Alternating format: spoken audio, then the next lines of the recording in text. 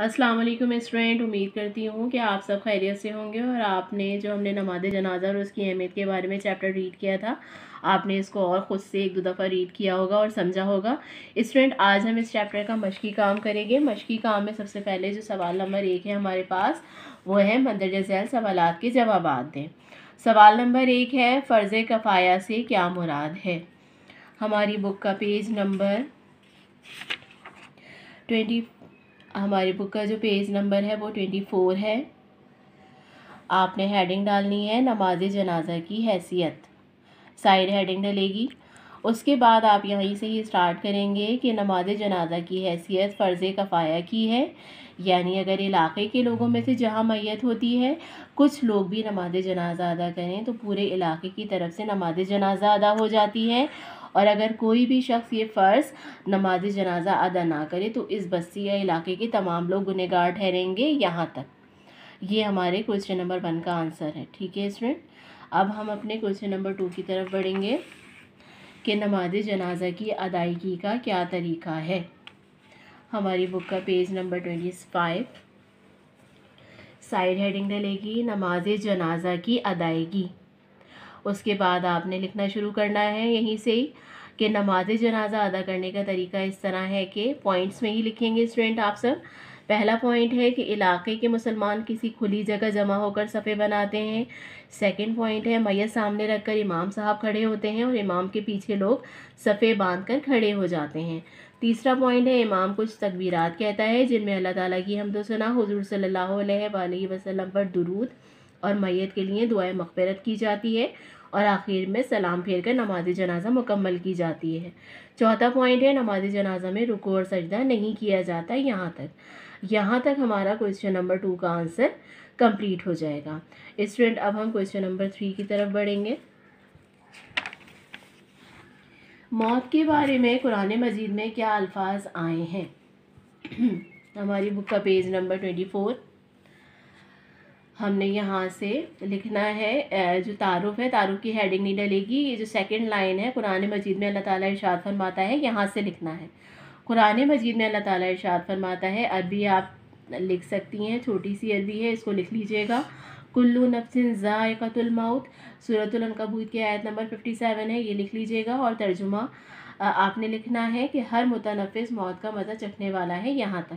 यहाँ से लेकर यहाँ तक आपका क्वेश्चन नंबर 3 का आंसर है। अब हम स्टूडेंट क्वेश्चन नंबर 4 की तरफ बढ़ेंगे कि नमाज जनाजा नमाज में शरीक होने वाले को क्या एहसास दिलाती है।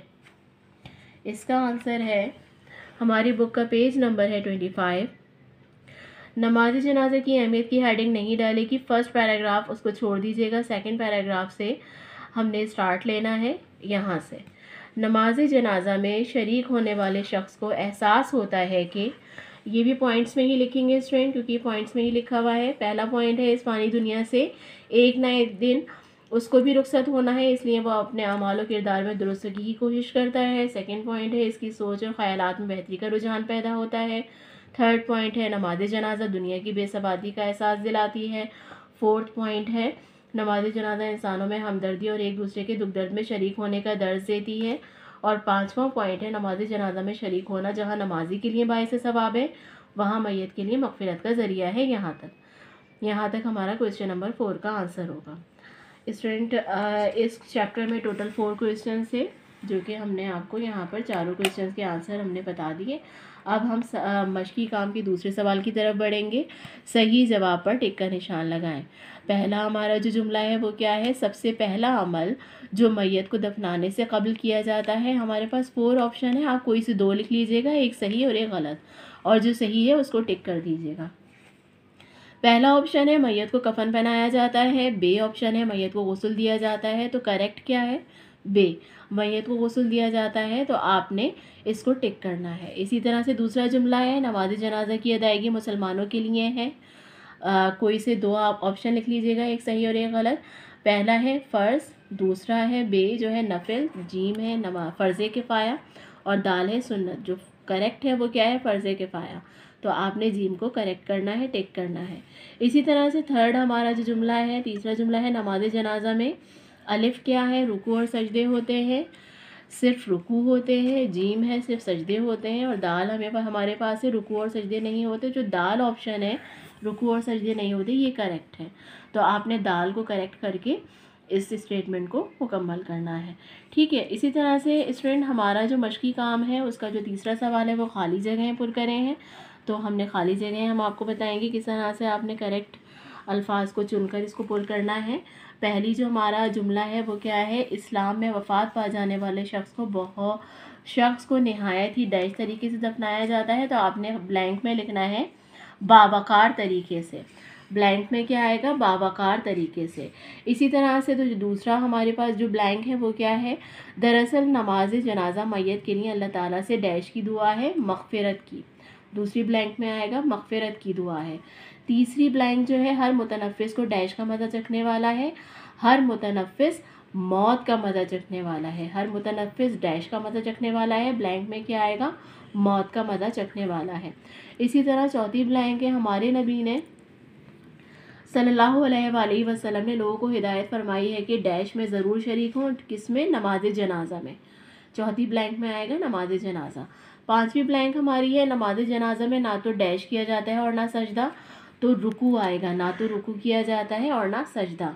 मैं दोबारा रिपीट कर देती हूँ, पहली में आएगा बावकार तरीके, दूसरी में आएगा मग़फ़िरत, तीसरी में आएगा मौत, चौथी में आएगा नमाज जनाजा और पाँचवीं ब्लैंक में आएगा रुकू। अब स्टूडेंट हम अपने मश्की काम के सवाल नंबर 4 की तरफ बढ़ेंगे। दुरुस्त जुमलों के सामने सही और गलत जुमलों के सामने क्रॉस का निशान लगाएं। मैं जुमले पढ़ रही हूँ। जो पहला जुमला है, जो भी जिंदा इस्लाम है एक ना एक दिन उन्हें ज़रूर मौत आनी है, तो ये दुरुस्त बात है, तो इस पे आपने टिक का निशान लगाना है। दूसरा जुमला है, इस्लाम में मैयत को दफनाने के लिए ईदगाह ले जाया जाता है, तो ये गलत है, तो यहाँ पर हमने क्रॉस लगा देना है।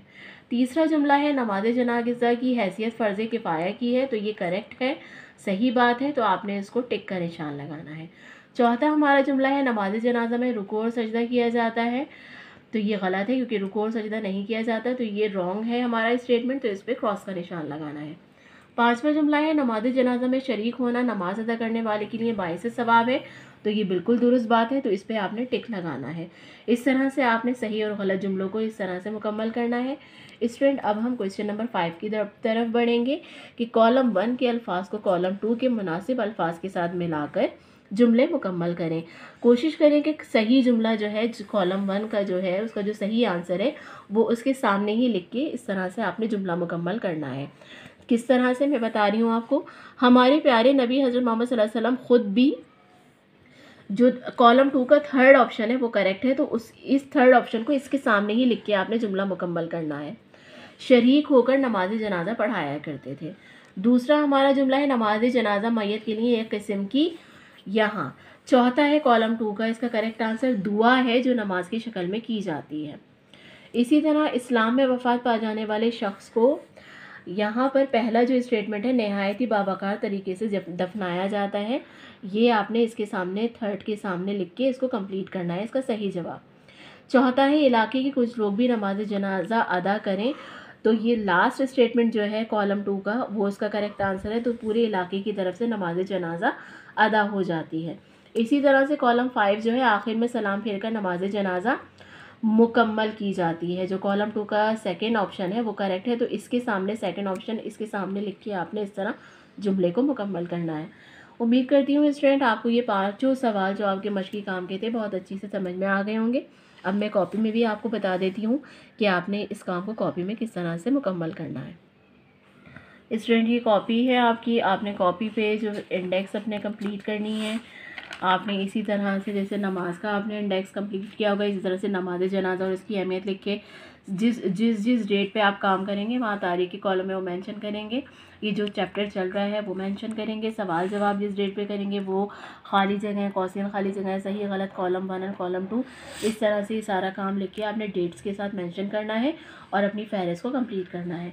अब आ जाइए आपने बहुत ही अच्छी राइटिंग में टाइटल पेज बनाना है। टाइटल पेज आप देख लीजिए, नमाज जनाजा और उसकी अहमियत।